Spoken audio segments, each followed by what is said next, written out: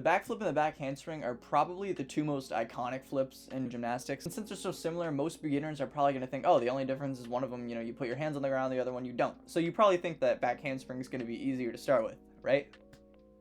Well, to be honest, it's not that simple. If you're a beginner trying to learn, then which one you go with first really depends on your personal strengths and needs. So I'm going to go over which one you should learn first. And make sure you watch till the end because there's actually a lot that goes into this. In order to rank these properly, I'm going to rank them off of 3 different points, those being skill required, strength required, and how dangerous they are. First off, we're going to go with skill required. For the backflip, the technique involves throwing your arms up as high as you can, tucking your knees to your chest, and then holding on until you know it's time to open, and then opening up and landing on your feet. The hardest part for backflip for most people, there's actually a couple things. It's getting enough height and then also knowing when to open up. When you're a beginner, it's very common to open up at the wrong time and open up short, open up too late, and over-rotate. The tech for the back handspring is actually very different from the backflip. The only thing between the two that's similar is that you're going backwards. That's basically it. Contrary to the backflip, instead of trying to jump as high as possible, the goal of the back handspring is to find the perfect medium where you can bounce from your feet to your hands in the exact correct amount of time so that you get a smooth transition jumping to your hands and then off of them. Because if you jump too high, you're not going to get enough power and you're not going to land right. And then if you jump too low, then you're just going to fall right on your head. Once you finish the jump, you have to make sure your legs have stayed straight the whole time, and then you have to pike your legs down so you can probably punch and get enough height to go into your next flip, because the back handspring is a setup trick.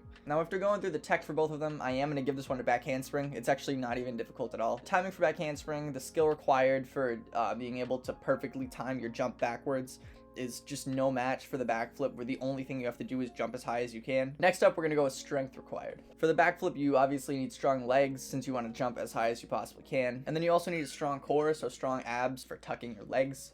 I actually have a video all about that. I can put it in the iCard somewhere. And then lastly, you need strong calves, since when you do a backflip, the last thing you jump off of is your tippy toes. For back handspring, the one thing that stands out the most is that you need strong shoulders. Since you're jumping from your feet to your hands, you have to have strong shoulders to take that impact. This one's a lot more complicated to answer than the technique one. For back handspring, it was very easy to give it. But for this one, I am going to go with backflip. The strength required in your shoulders is pretty big, but for backflip, you need to be able to get a lot more power to jump higher. This is why when you look at young gymnasts, like little weak gymnasts can do back handsprings over and over again like nothing. What you'll find is that when they do backflips, they'll land like with their chest basically on the ground.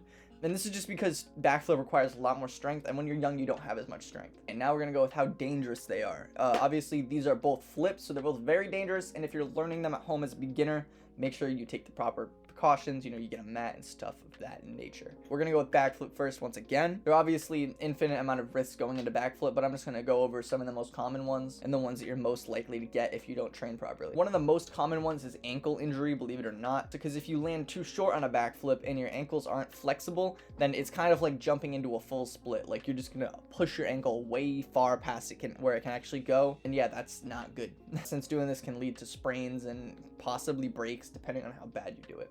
Leveling it up a little bit, we have whiplash. This is one of my favorite ones. This is kind of more common in beginners as opposed to advanced people, because when you're a beginner and you don't know how to spot properly, you don't know where to put your neck. If you are a beginner, make sure you're keeping your neck for the most part straight. When you jump, you should be looking at a 45-degree angle up, and you shouldn't be whipping it back. A lot of beginners don't seem to get this memo, especially ones that learn on trampoline, where they seem to just whip themselves backwards. And yeah, that's a great way to hurt your neck if you want to. And then very lastly, we have broken neck. This one's pretty fun. It's also pretty self-explanatory. This is the main fear people have when it comes to learning flips, because if you don't commit the flip, you're gonna land on your head. With a backflip, your odds of broken neck are actually a lot smaller than with front flip, since if you under-rotate a backflip, your neck will bend like that, as opposed to a front flip where it will bend that way.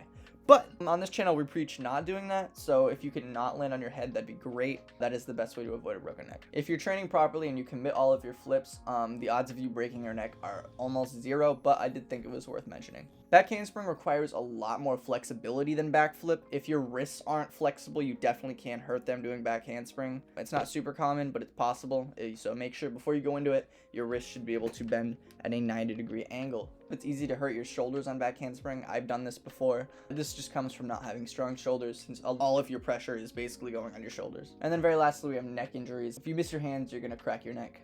So just don't do that and you'll be fine. For this, I'm gonna give the point to back handspring again, just because it requires a lot more flexibility. Like bodybuilders and people like that can do backflips and be fine. Not so much back handsprings though. Back handsprings require another level of flexibility. So if you aren't flexible, your odds of injury go up a lot. So there you have it. I'm gonna say backflip is actually by far the easier flip. So now that you know that, if you want to go learn some of the common backflip mistakes, you can click on this video where I go over just that. Bye.